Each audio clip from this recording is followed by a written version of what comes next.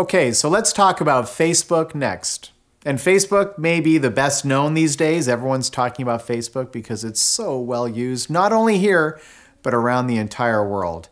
So let's start at the beginning, just in terms of the facilities that are available on Facebook. So you can have a profile.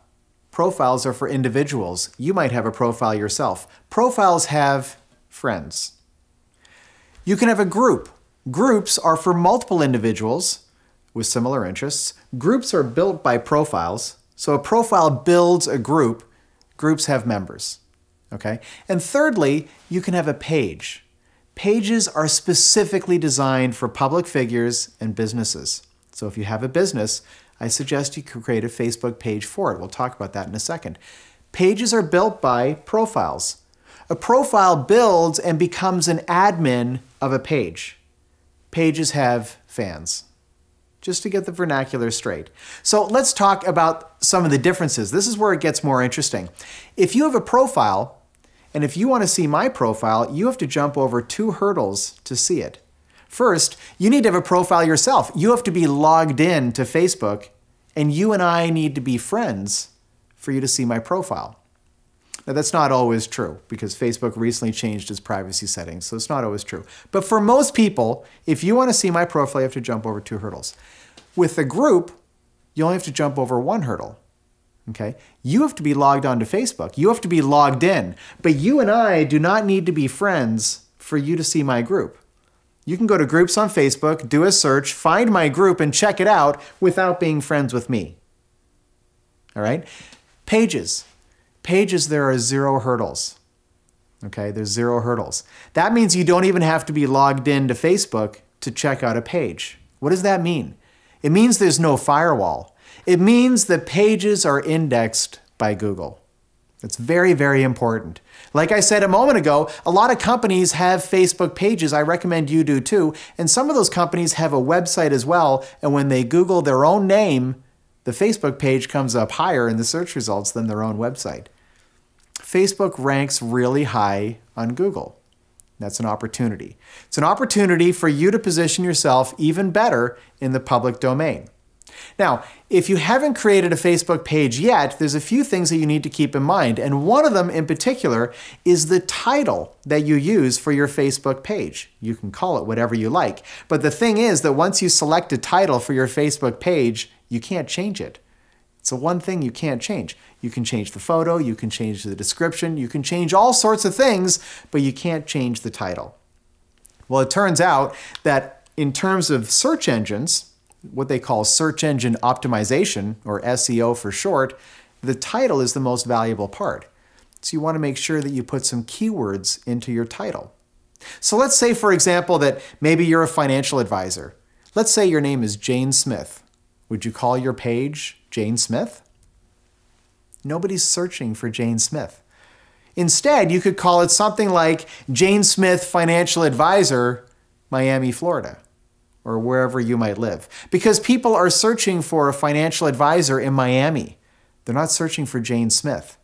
So if you haven't yet created a page for yourself on Facebook, take some time to add a few keywords in there to help people find you when they're searching for whatever it is they might be looking for. Now, let's talk about the #1 opportunity on Facebook. And this is, again, there's so many brilliant things you can do on these platforms. And the #1 opportunity is tagging people in photos. And I used this once very effectively. It was really a lot of fun. I worked with a small winery, a very small winery up in Napa area. Actually, it was up close to Calistoga. And we had a public wine tasting that we promoted. And by the way, we promoted it offline. So we used newspaper and radio to get people there. But it was $5. It was very inexpensive. So a ton of people came. Okay? And when they came, we had a registration table where people came in to register. And as soon as they registered, they got a glass, okay, the glass of wine, or the wine glass, and they got wine in it. They got their first pour. So now they have wine in a glass, okay. Then they came over and we had an area set up with a logo of the winery and a photographer. So let's say I'm the photographer. Thanks for coming. We're thrilled you're here. Love to take your photo. Is that okay? Okay, click. Now think about these photos. Think about these photos. We're talking about happy people, wine, yes, and the logo of the winery is right here. This is a branded photograph, isn't it? It's a branded photograph. It's an advertisement, isn't it? It's a subtle advertisement for a winery that maybe other people haven't heard of. So here's what happens. If I take a photograph of you and I upload it to my Facebook page, well, it's going to reside on my Facebook page. But if I tag you in that photo, the photo is going to end up in your profile as well as photos uploaded by others. I can put a photo into your profile. Again, let's say your name is Jane Smith. I can put a photo into your profile and the photo is going to go onto your wall as well. And it's going to say, Jane Smith was just tagged in a photograph. And there's a picture of Jane Smith with a glass of wine and the logo of this winery that her friends have never heard of until now. This campaign was wildly successful. We had 180 some photos, we had tons of people tagged, and the impact on their business was instantaneous. The foot traffic was higher the very next weekend. And there's countless applications of this. I have a friend of mine who runs these urban scavenger hunts all across the country. And what you have to go around and get clues in different restaurants. And it's kind of like the Amazing Race, except all one city in one day.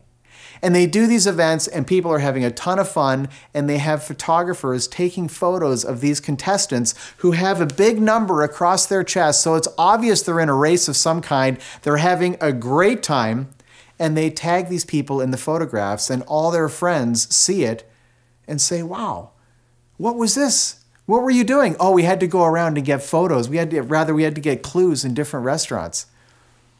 It's their #1 marketing that they do for their business. And I use this myself. As a speaker, I've had a chance to speak in a lot of great places. Earlier this year, I had a chance to speak in India, which was an amazing opportunity for me. So I got a photograph of the Taj Mahal, which is unmistakably India. And I put a photograph of myself in the corner of that photo with details of what it was I was speaking, and I tag myself in the photo. Because people who visit your profile on Facebook are looking at your photos, whether you realize it or not. That's what people do on Facebook. They check out your photos. So people who might be on my profile and they're looking at my photos, they might see this and think, wow, I didn't know he had a chance to speak in India. I didn't know he had a chance to speak in Sweden or Finland or some of the other. I have these for every single exotic location that I've spoken in because it benefits me as a speaker. It raises my profile as a speaker.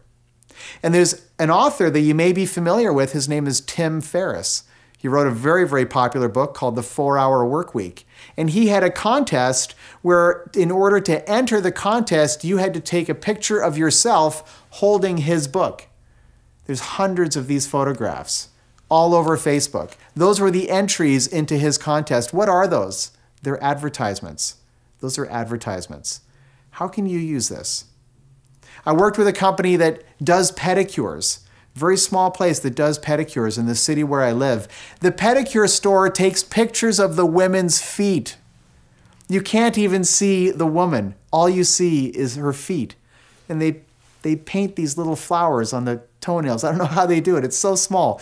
And they take a picture of these feet and they tag the feet in the photograph of whoever the woman is. And before they upload those photos to Facebook, they bring them into Photoshop first, and subtly in the corner, they put their logo and their phone number. And it's not going to change your business if you do this once. It will not change your business if you do it once.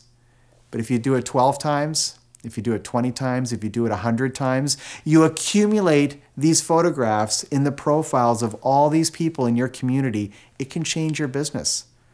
If you're a real estate agent and you sell a house and it says sold in front of that house, you got to take a picture of those people and tag those people in photographs and do it over and over and over again as part of your regular day.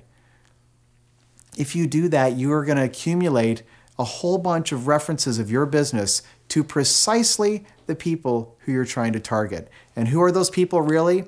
They're the friends of your customers today. You can ask yourself, how many of your friends know what it is you do? Probably most of them. But how many of their friends know what you do?